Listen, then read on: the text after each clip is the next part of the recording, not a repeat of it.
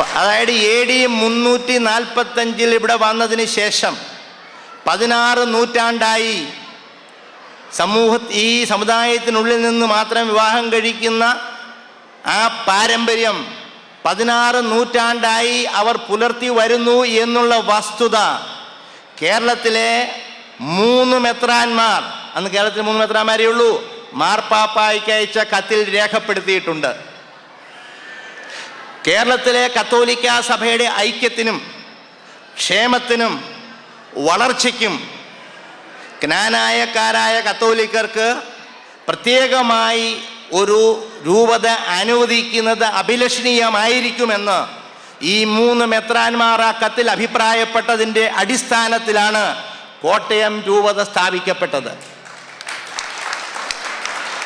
അപ്പോൾ അങ്ങനെ ഈ ഒരു പാരമ്പര്യം ചരിത്രപരമായ പാരമ്പര്യമാണ്. ഈ പാരമ്പര്യത്തിന് വസ്തുതാപരമായ അടിസ്ഥാനം, ചരിത്രപരമായ രേഖ ഈ 3 മെത്രാന്മാരുടെ കത്ത് തന്നെയാണ്. അതിനേക്കാൾ വലിയ തെളിവൊന്നും ആവശ്യമില്ല. കാനായക്കാരല്ലാത്തവരാണ് ആ മെത്രാന്മാരെന്നും കൂടെ നിങ്ങൾ വിചാരിക്കണം. അപ്പോൾ അങ്ങനെ ചരിത്രപരമായ അടിസ്ഥാനമുള്ള ഒരു പാരമ്പര്യത്തിൻ്റെ പിൻതുലമുറക്കാരാണ്. അതല്ലാണ്ട് ഇതൊരു ഫിക്ഷൻ, ആരുടെയെങ്കിലും ഭാവനയിൽ ഉദിച്ചതോ ഒരു സ്വപ്നത്തിൽ പെട്ടെന്ന് തോന്നിയതോ അത് ആരെങ്കിലും ഒരു കഥയായി പടച്ചു വിട്ടതോ അല്ല എന്ന് മനസ്സിലാക്കാൻ വേണ്ടി പറഞ്ഞതാണ്. ഇത് നമ്മുടെ മക്കളെ പറഞ്ഞ് മനസ്സിലാക്കുന്നതിനുള്ള ചുമതല മാതാപിതാക്കൾക്കുണ്ട്.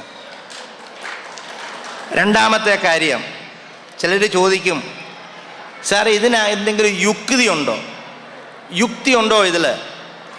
ഒരു കത്തോലിക്ക വിശ്വാസമൊന്ന്, പ്രാർത്ഥനകളൊന്ന്,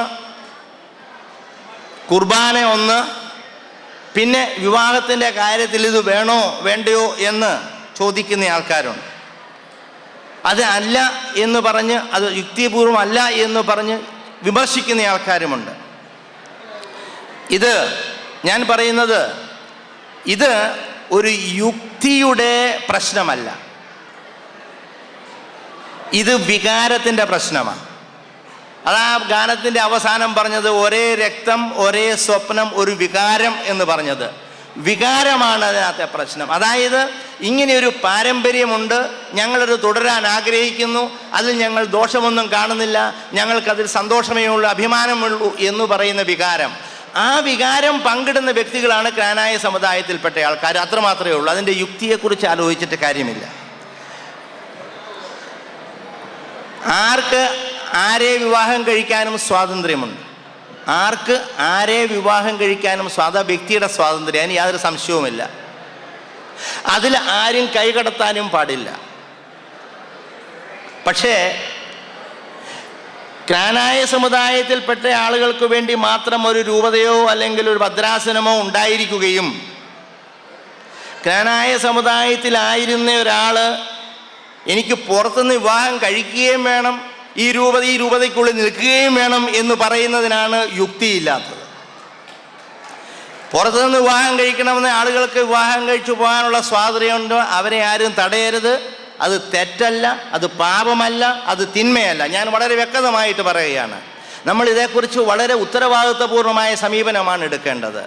നമുക്കിങ്ങനെ ഒരു പാരമ്പര്യമുണ്ട് എന്നതിൽ നമ്മൾ അഭിമാനിക്കുന്നു എന്ന് ശരിയാണ്, അഭിമാനിക്കാൻ നമുക്കൊക്കെ അവകാശമുണ്ട്. പക്ഷേ ഏതെങ്കിലും ഒരു വ്യക്തി അദ്ദേഹത്തിൻ്റെ സ്വന്തം ഇഷ്ടമനുസരിച്ച്, സ്വാതന്ത്ര്യമനുസരിച്ച് ക്നാനായക്കാരനല്ലാത്ത ഒരാളെ വിവാഹം കഴിക്കണമെന്ന്, ഒരു സ്ത്രീയോ പുരുഷനോ വിവാഹം കഴിക്കണമെന്ന് ആഗ്രഹിച്ചാൽ അത് അയാളുടെ വ്യക്തി സ്വാതന്ത്ര്യമാണ്. അയാൾക്കത് അവകാശമുണ്ട്. അതിനെ ചോദ്യം ചെയ്യാൻ നമുക്കാർക്കും അവകാശവുമില്ല. മറിച്ച് ഞാൻ പുറത്തുനിന്ന് വിവാഹം കഴിക്കാൻ ആഗ്രഹിച്ചു എന്നതിൻ്റെ പേരിൽ നിങ്ങളും പുറത്തുനിന്ന് തന്നെ വിവാഹം കഴിക്കണമെന്ന് നിർബന്ധിക്കാനായിട്ട് എനിക്കും അവകാശമില്ല.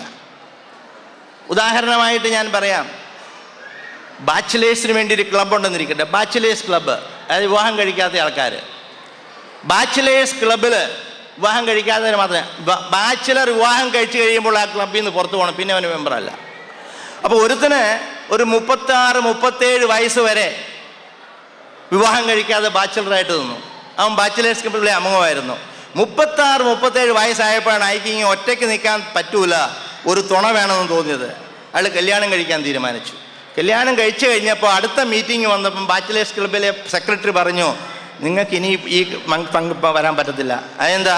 നിങ്ങൾ ബാച്ചിലർ അല്ല, അതുകൊണ്ട് നിങ്ങൾ വിവാഹം കഴിച്ചത് അതുകൊണ്ട്. ഇത് ബാച്ചിലേഴ്സിന് വേണ്ടി മാത്രമുള്ള ക്ലബ്ബാണ്, അതിൽ വരാൻ പാടില്ല എന്ന് പറഞ്ഞു.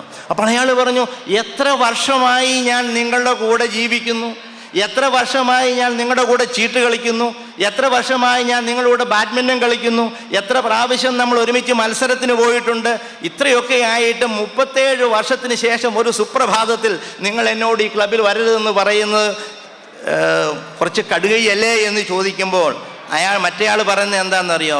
എന്ത് ചെയ്യാം, നമ്മുടെ ക്ലബിൻ്റെ നിയമാവലി അങ്ങനെയാണ്. ഈ ക്ലബ്ബ് ബാച്ചിലേഴ്സിന് വേണ്ടി വന്ന്, നിങ്ങൾക്ക് വിവാഹം കഴിക്കാൻ സ്വാതന്ത്ര്യമുള്ളതുപോലെ ഞങ്ങൾക്ക് വിവാഹം കഴിക്കാതിരിക്കാനുള്ള സ്വാതന്ത്ര്യവും, അങ്ങനെ വിവാഹം കഴിക്കാത്തവരുടെ ക്ലബിൽ അംഗമായിരിക്കാനുള്ള സ്വാതന്ത്ര്യമുണ്ട് എന്ന് പറയുമ്പോൾ അതിനെ ഖണ്ഡിക്കാൻ മറ്റേയാൾക്ക് സാധിക്കുകയില്ല.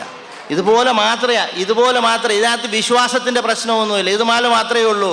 അപ്പോൾ ഈ ക്നാനായ സമുദായത്തിനുള്ളിൽ നിന്ന് മാത്രം വിവാഹം കഴിക്കണമെന്ന് ആഗ്രഹിക്കുകയും ആ ആഗ്രഹമനുസരിച്ച് ജീവിക്കാൻ സാധിക്കുകയും ചെയ്യുന്ന ആൾക്കാർ കോട്ടയം രൂപതയിലും ചിങ്ങവനം മദ്രാസത്തിലും ഒക്കെ അംഗങ്ങളായി തുടരും.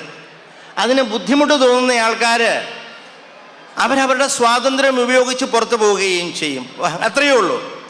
അങ്ങനെ ഞാൻ പറഞ്ഞു വന്നത്, അങ്ങനെ പുറത്തു പോകുന്നവർ തിരിച്ചു നിന്ന് നിങ്ങൾ ഈ കാണിക്കുന്നത് യുക്തിഭംഗമാണ് എന്ന് പറയുന്നതാണ് യുക്തിരഹിതം.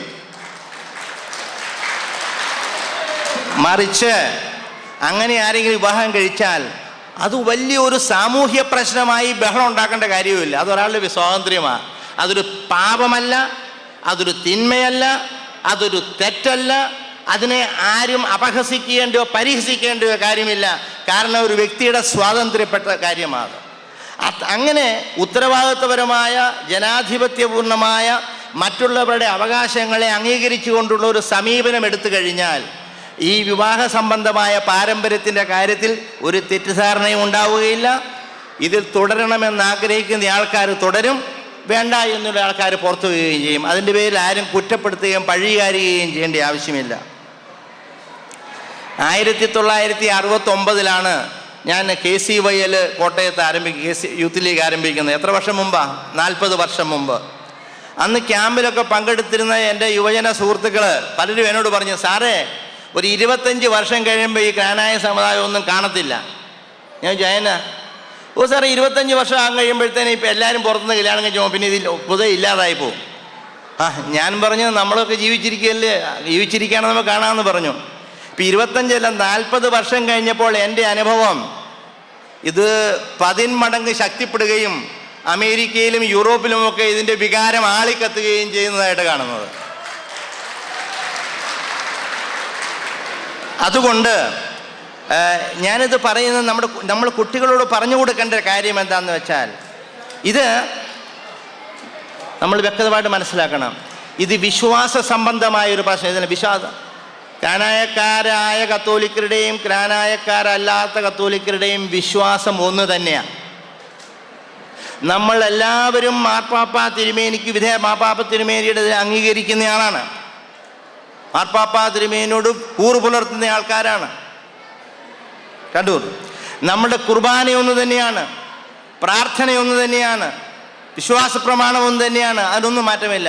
അതുകൊണ്ടാണ് ഞാൻ പറഞ്ഞത് ഇതിനകത്ത് വിശ്വാസ സംബന്ധമായ വ്യത്യാസങ്ങളൊന്നുമില്ല. അത് നമ്മൾ മനസ്സിലാക്കണം.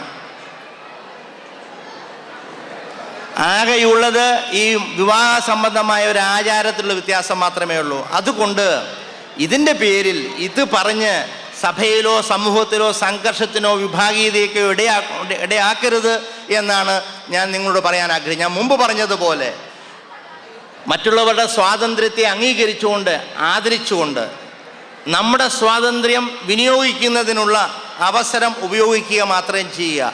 അങ്ങനെ വരുമ്പോഴത്തേക്ക് കൂടുതൽ ആൾക്കാർ ഇത് തുടരണമെന്ന് ആഗ്രഹിച്ചാൽ ഈ സമുദായം നിലനിൽക്കും. കൂടുതൽ ആൾക്കാർ ഇത് വേണ്ട എന്ന് വെച്ചാൽ ഈ സമുദായം താനേ ഇല്ലാതായിക്കോളും. അതിൻ്റെ പേരിൽ ആരും തലതല്ലി കീറേണ്ട ആവശ്യമില്ല എന്നാണ് ഞാൻ പറയാൻ ആഗ്രഹിച്ചത്. മൂന്നാമത് ഒരു കാര്യം സമുദായവുമായി ബന്ധപ്പെട്ട കാര്യമല്ല, പൊതുവേ സഭയുമായി ബന്ധപ്പെട്ട ഒരു കാര്യമാണ് ഞാൻ പറയാൻ ആഗ്രഹിക്കുന്നത്. കാരണം നാം ക്രൈസ്തവ സഭയിലെ അംഗങ്ങളാണ്. ഞാൻ എപ്പോഴും